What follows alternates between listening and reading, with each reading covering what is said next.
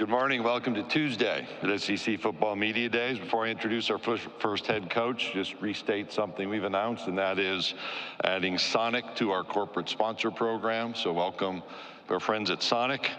Kirby Smart will be our first head coach. He is entering his 9th season as a head coach at the University of Georgia. Has gone 46-2 in the team's last 48 games, finished with a large victory in the Orange Bowl last year. Kirby's wife, Mary Beth, and I will cross paths pretty much every Friday at the Masters. Some of our schedules and locations sync up while Kirby's working through spring practice.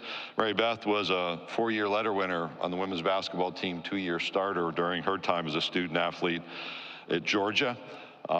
If there is such a thing as free time in a head coach's life in the Southeastern Conference, Kirby spends it with his 3 children around basketball courts, tennis courts, baseball fields, cross-country events. And he and I were just comparing notes about upstate New York, where I grew up, because he spent a few days in Cooperstown around a baseball tournament a few weeks ago. Welcome to the stage, University of Georgia head football coach Kirby Smart.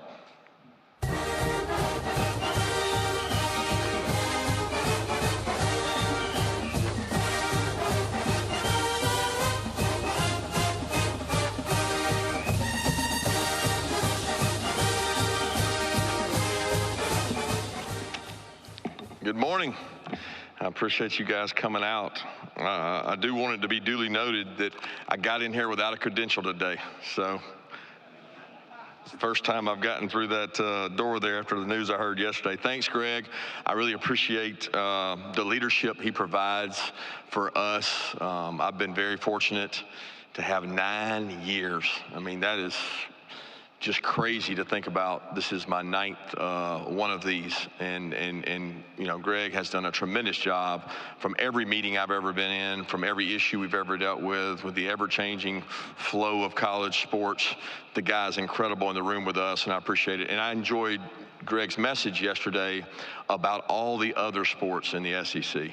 Look, I am a son of the SEC. I counted 30 years since I went to the University of Georgia in 1994. 25 of the last 30 years I've spent in the SEC. I love bragging about that, and I love bragging about our sports. There's not a sporting event that I don't go to in Athens, Georgia, and watch the highest level of competition in all sports. So a lot of credit goes out to all the other sports in the SEC, and this event is a chance to honor that, and I thought Greg did a great job of that yesterday. Just had a media member hit me with this, and I wanted to share it. Seth Emerson, one of the national writers, just hit me a few minutes ago. We were talking about the 9 years, and he had a great line from the Indiana Jones movie I watched growing up. My brother Carl always loved Indiana Jones, but the great line was, "It's not the years, it's the mileage." And I tell you, being an SEC head coach, that's a true statement. It's not the years, it's the mileage. And it's been a great 9-year run for us at Georgia. But I'll start a little bit with my family. Yesterday was the 18th year anniversary of my wife and I, Mary Beth, and we are excited and honored to have spent nine of those 18 years in Athens, Georgia, where both of us were student athletes.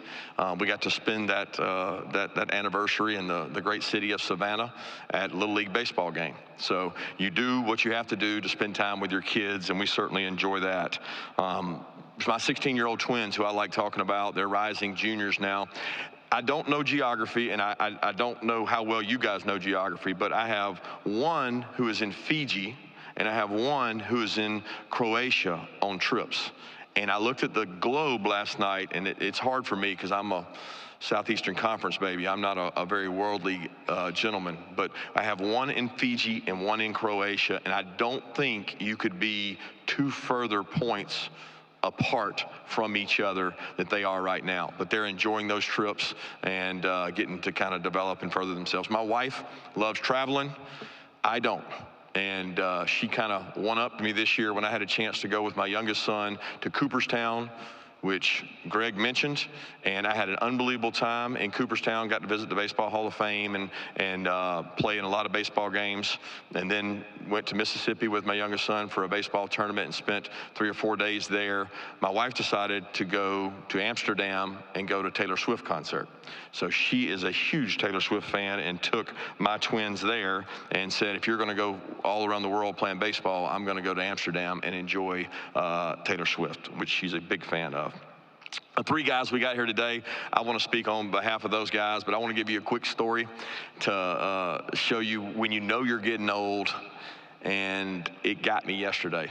Not to pick on Coach Saban, because I got a lot of kind words to say about him coming up, but you know, I always thought that like, oh man, Coach, I thought I saw him as older when he was coaching, and I saw myself as younger, and now I'm looking at it like, man, I'm old. I'm riding in the car yesterday with Michael, Malachi, and Carson Beck. We're coming from the airport to the hotel, and I'm sharing conversation with Michael and Malachi. And, of course, what's everybody talking about yesterday? What's all college football players talking about? NCAA football game, right? The new game that's out. And I'm just trying to get in the conversation and talk to them about it. And I said, man, that game's pretty awesome. And they're like, yeah, I can't wait to get to the hotel, and I'm going to play it tonight. And everybody's talking about it. It's all over. It's trending. It's all over everything. And I was like, how do they keep that thing in stores? It's got to sell out. How do they keep it in stores? And Michael and Malachi just fell out laughing. And they're like, Coach, they don't sell those things in stores anymore. They're not in the stores. And I was so embarrassed. But I was glad they got a kick out of that, because it made me realize how out of touch I actually am with how far things have come. You can just download it and go play. It's that simple. So the stores don't have to keep it. But the 3 guys we brought today, Carson Beck, Malachi Starks, Michael Williams, you know, Carson's parents, Tracy and Chris, done a wonderful job with him. He is a great example of college football. The day and age when you go somewhere and you jump school to school, it's a popular trend. This kid stuck it out. He stuck it out now, and he didn't get the starting job in a tough moment when the starter went down, and he lost the starting job to Stetson Bennett the week of UAB game 2 years ago, and then said, you know what? I'm sticking with it. I'm going to persevere. I'm going to show resiliency, which is one of our core traits, and he did that. And he was able to monetize that value as well in form of NIL by staying and succeeding actually where his feet are. But he's a great leader for us. He's a great example of resiliency in college football. Please visit with him today as he's one of the leaders of our team. Malachi, you know, he's such an incredible kid. You know, his mom Tisha and Larry, they do a great job with him. It was a joy recruiting him. He's a local kid. He started for us since day one. So all the knocks and all the things said out there about you can't start as a freshman at Georgia, it's too hard to play on defense. The first game he ever was in against Oregon, he started, and he started ever since. He's a quiet, humble leader. He's a very Christian young man, and he represents our university the right way. And I'm really proud to have Malachi here today. And then Michael Williams, you know, his mom, Shamika, and John are both great people, and what a great job they've done with Michael. He's become very versatile for us in terms of what he does on the field, but there's no greater value than what he does in that locker room, because he works every day. He's physical. He enjoys practice.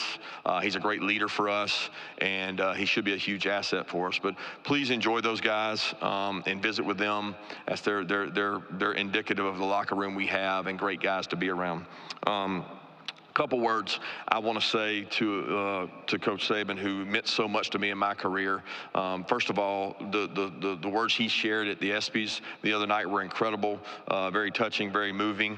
But what he's meant to myself, my family, as a mentor, as a friend, as a competitor that drives you to get better. You know, there's never a day in 11 years I worked for him that we didn't share a room in some sort, whether that was the defensive room, defensive back room, staff room. We didn't share a room in some sort.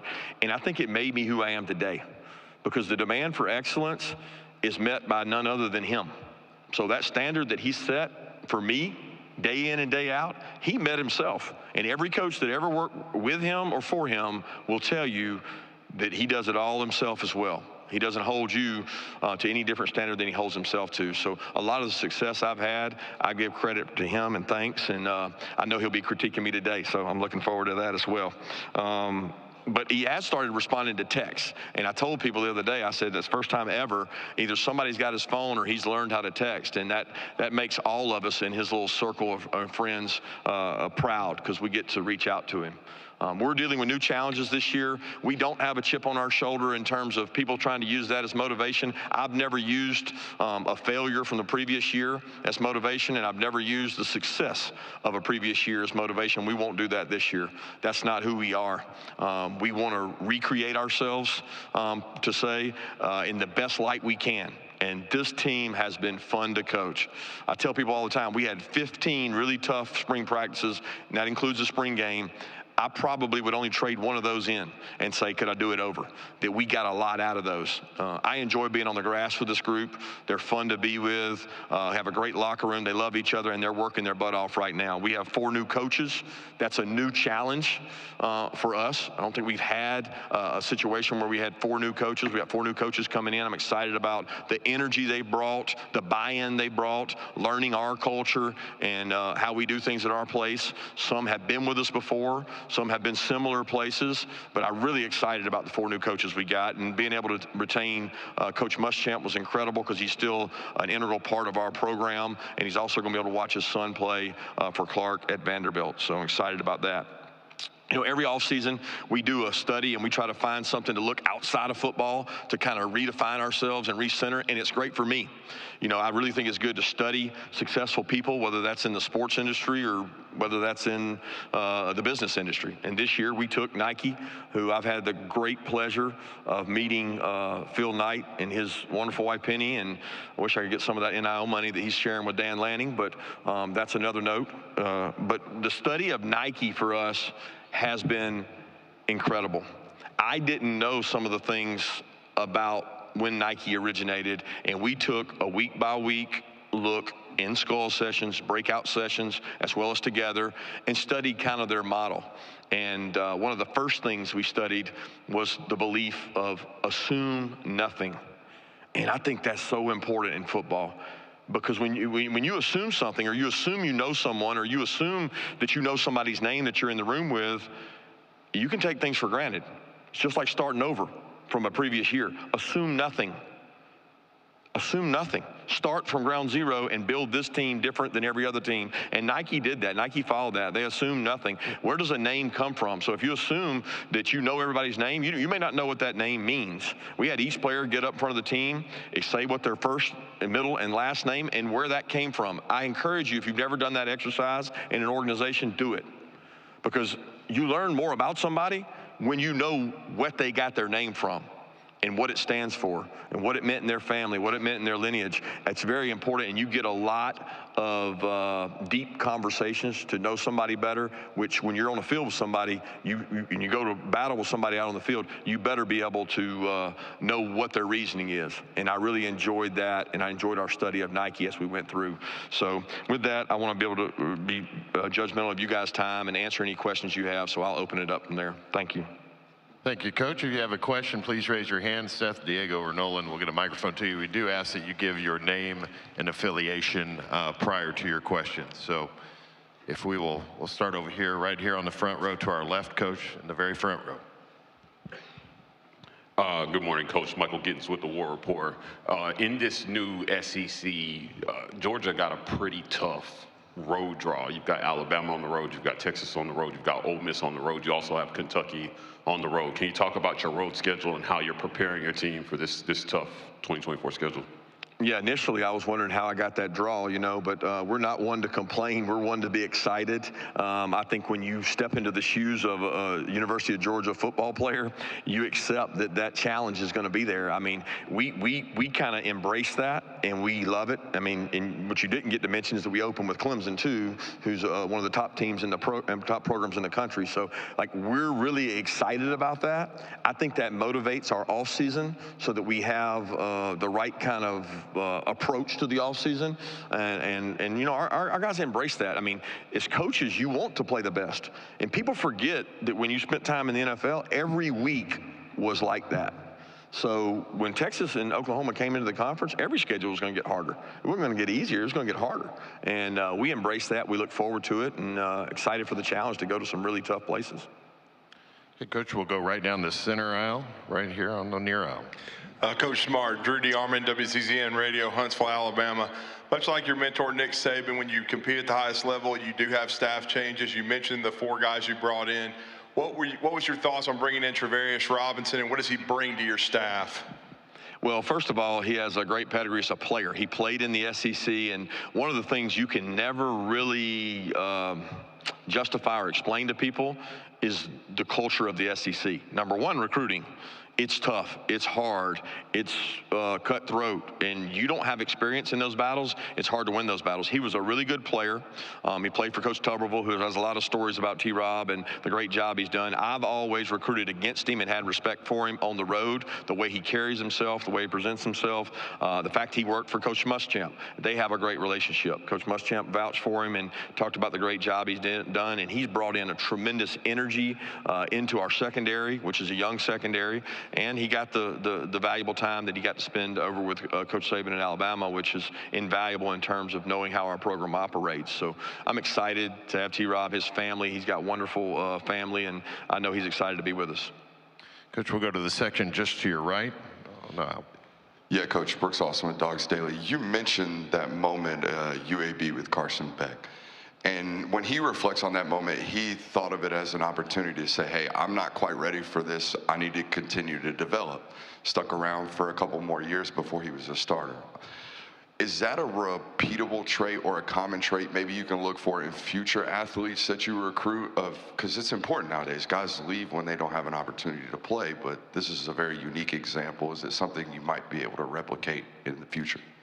Yeah, I'd love to be able to replicate the DNA he has with which to respond to adversity that way. Like, I don't know, as you go recruit a kid, staying power is really important now, because I don't think there's a huge difference in the players we recruit. It's a difference when they stay in your program. So the retention is really critical, because we think the process we go through of the off-field training, the on-field training, the weight room training, the football training is going to pay off in the years they've been there. Carson's a great example of that. All those years of practice and third down and pressure periods and blitz pickups paid off when he got to start.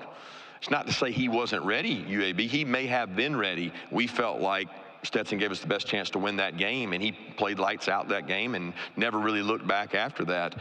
Who's to say that Carson might not have done the same thing, but he certainly responded the right way, and I wish we could kind of inject a chip and say that every kid had that response, but we know that's not going to be the case.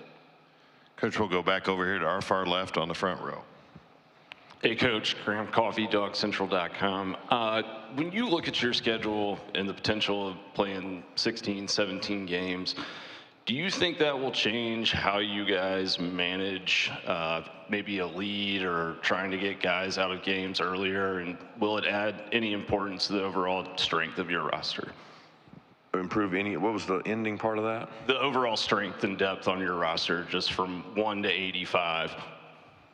Playing the schedule we play in improving the strength of the roster, I don't know if that's the case. I think the way we go about practicing is critical. I believe in having a physical, tough camp. I don't think you back off from that. If you do, it may not matter about those games. If you're not physical enough at the line of scrimmage and you're not tough enough and you don't demand excellence, because during the season, there's only so much we can do to create the toughness that we need at the line of scrimmage and the toughness we need as an overall football team. Camp is tough.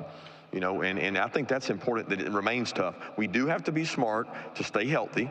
We have certain areas of our team that we maybe have more depth than others, and you got to be smart and calculated about the risk you take of losing guys. But I think every coach is reflecting right now saying, okay, we may have a longer schedule. We certainly have a tougher schedule. How we play games is played to win. And how we play at the end of the games, if we have leads, we've always looking to get guys opportunity and grow players, a la Carson Beck getting into a lot of games when he was behind Stetson, so that they're ready when their opportunity comes. Which will go down the mid-aisle, over here on section in front of me, about 3/4 of the way back.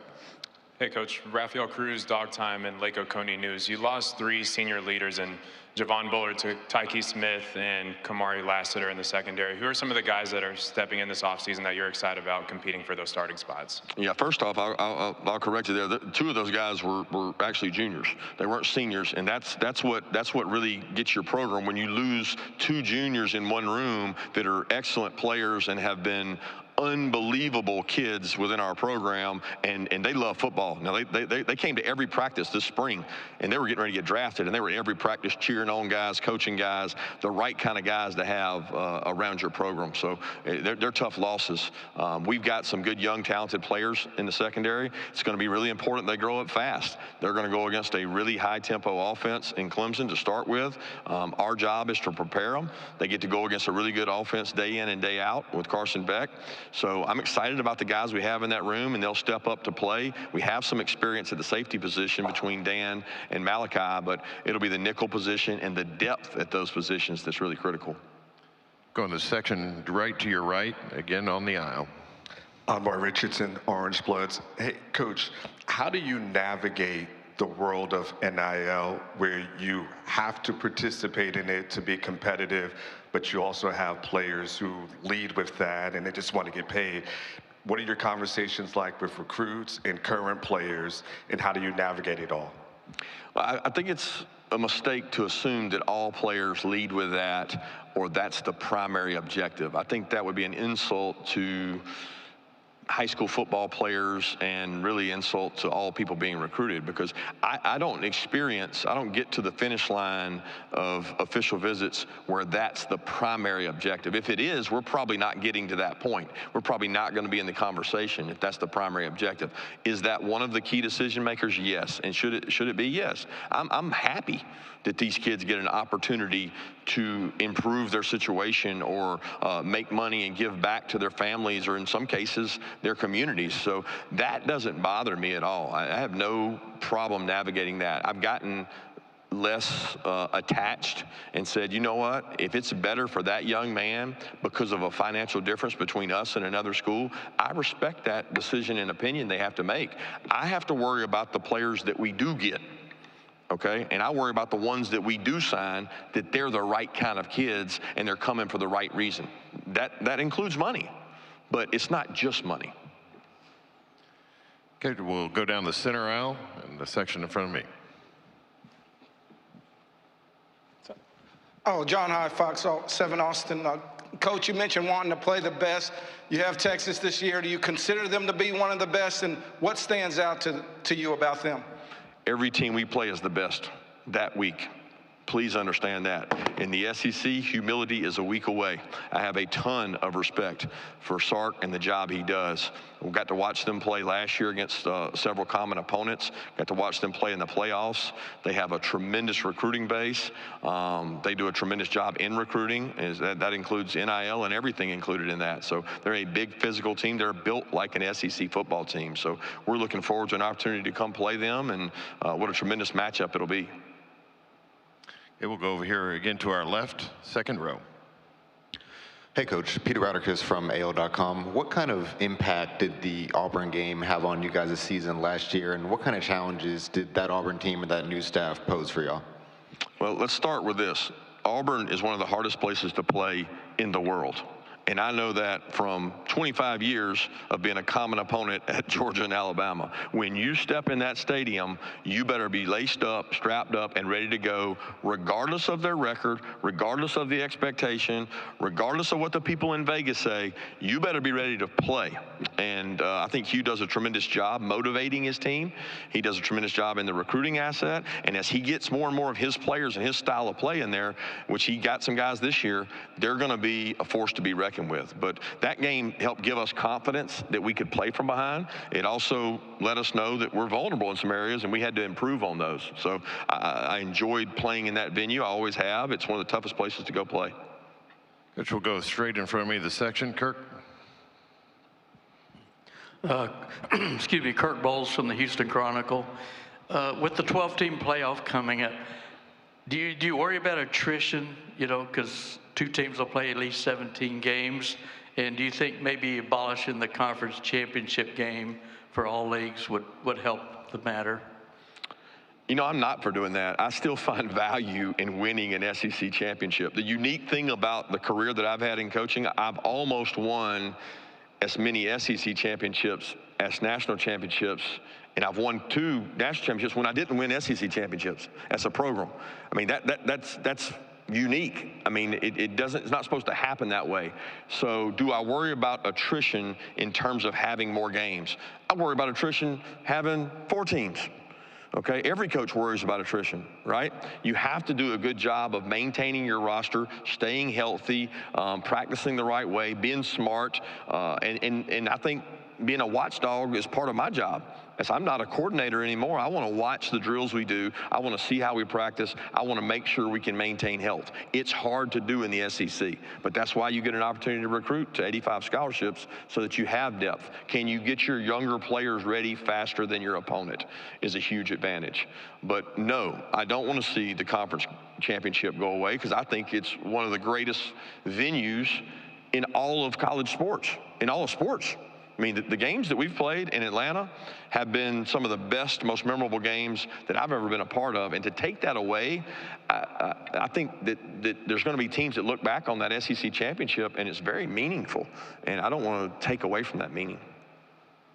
All right, we'll go here on our left along the aisle. Lawrence Holmes, 670 The Score, Chicago.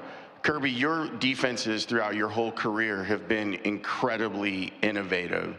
I was wondering, with offenses evolving, do you react to them or do you want them to react to you? And where do you go for the inspiration? Do you go forward or do you go all the way back to the beginning of the game? That's a long question that I could spend a lot of time on, you know, and I learned a lot from the defensive guy in the back of the room back there that you're always adapting. You have to adjust to them, but you have to dictate to them as well. If you sit back nowadays and let offenses dictate to you, they can do enough things to drive down the field and be explosive and make big plays and score quickly that it can become frustrating. You have to have ways to create negative plays. I think every defensive coach would say that. But I do think looking forward and backwards is really important. You know, we have a relatively young defensive coordinator in Glenn Schumann who spends more time on Zooms. He loves talking football. He spends time with NFL coaches, high school coaches. Some of the best ideas we've ever gotten defensively came from great high school minds in the state that we were coaching in because they came up with really innovative ideas because they defend these offenses sometimes before we do. And I've always been enamored with that in-game adjustment of what we can give a kid or give a defense to help them against something they're doing. You're always reacting, but you do want to dictate at times too by the way you pressure and the things you do. We'll take one final question in the center aisle, about 3/4 of the way back. Coach Joe Gaither, BamaCentral.com. You've played a lot of great games against the University of Alabama in your time. How do you expect those matchups to change with Coach Kalen DeBoer in charge? I don't expect them to change. That's 2 great universities. I mean, you're talking about 2 teams that have been at the forefront of college football, and it's probably going to be that way for a long time. Both great universities, both committed. The commitment to excellence at both places is really high. The standard that Coach created there at Alabama and the standard we've created, those 2 are going to be matching up for a long time, and I think it's what's great about college athletics.